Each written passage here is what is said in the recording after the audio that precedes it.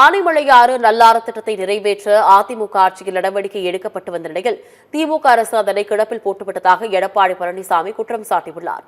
மக்களை காப்பும் தமிழகத்தை மீட்பும் சுற்றுப்பயணத்தில் திருப்பூர் மாவட்டம் மடத்துக்குளம் தொகுதிக்குட்பட்ட பகுதியில் பரப்புரை செய்த எடப்பாடி பழனிசாமி அதிமுக ஆட்சியின் திட்டங்களை பட்டியலிட்டார். ஆனைமலையாறு நல்லாறு திட்டத்தை நிறைவேற்ற அதிமுக ஆட்சியில் கேரள அரசுடன் 2 முறை பேச்சுவார்த்தை நடத்தப்பட்டதாக தெரிவித்தார்.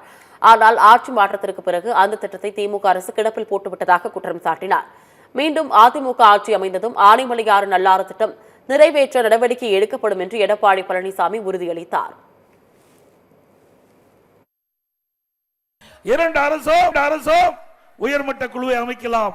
அந்த உயர்மட்ட குழு கொடுக்கின்ற அறிக்கையின் அடிப்படையில் இந்த ஆனைமலையாறு நல்லாறு திட்டத்தை நிறைவேற்றலாம் என்று கேரள முதலமைச்சர் ஒத்துக்கொண்டார்.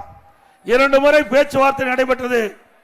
இன்றைக்கு கேரளாவுக்கு அதிகாரிகள் தமிழ்நாட்டுக்கு வந்தாங்க. தமிழ்நாட்டுக்கு அதிகாரி கேரளாவுக்கு சென்றார்கள். அங்கே சுமூகமாக பேச்சுவார்த்தை நடந்துட்டு இருந்தது. ஆனால் ஆட்சி மாற்றம் ஏற்பட்டவுடன் கிடப்பிலே போட்டு விட்டார்கள் திமுக ஆட்சியாளர். ஆக அண்ணா திமுக ஆட்சி மீண்டும் உங்களுடைய மகத்தான ஆதரவின் பேரில் வெற்றி பெற்று ஆட்சி அமைக்கும்.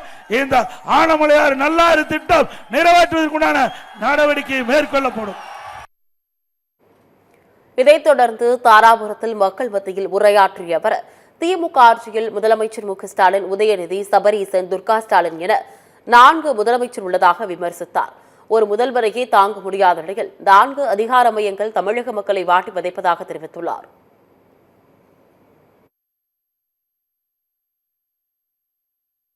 இன்னைக்கு திமுகவில் 4 முதலமைச்சர் இருக்கிறாங்க. ஒன்று ஸ்டாலின், சபரீஸ்வரன், உதயநிதி ஸ்டாலின், பிறகு திரு ஸ்டாலினுடைய மனைவி துர்கா அம்மா. அவையிலும் விட்டு வைக்கல. இப்ப அவையிலும் பேட்டி கொடுக்க ஆரம்பிச்சுட்டாங்க. உண்மைதானே? ஒரு திமுக ஒரு முதலமைச்சர் இருந்தாவே நாட்டு மக்கள் தாக்கு முடிக்க முடியாது. 4 அதிகார மையங்கள், 4 முதலமைச்சர் தமிழகத்தில் இருந்தா தமிழகம் எப்படி இருக்கும் எண்ணி பாருங்க.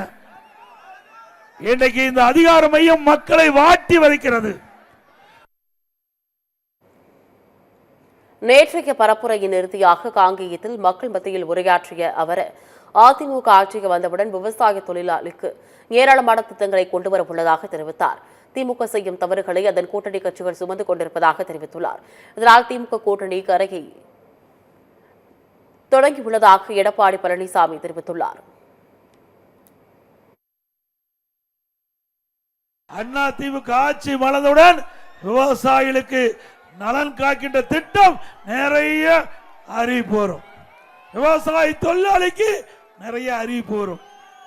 அண்ணா திமுக கட்சி உங்களுடைய கட்சி. இன்றைக்கு திமுக தலைமையில் அமைக்கப்பட்ட கூட்டணி பல ஆண்டுகளாக இன்றைக்கு அவரோடு ஒட்டி கொண்டிருக்கின்றார்கள். திமுக செய்கின்ற தவறை எல்லாம் இந்த கூட்டணி கட்சிகள் சுமந்து கொண்டிருக்கின்றது. கூட்டணி கட்சியில் இருக்கின்ற தலைவர்களே சிந்தித்து பாருங்கள். திராவிட முன்னேற்ற கழகம் செய்கின்ற தவறை எல்லாம் நீங்கள் ஏன் தூக்கி கொண்டு அலைகின்றீர்கள்?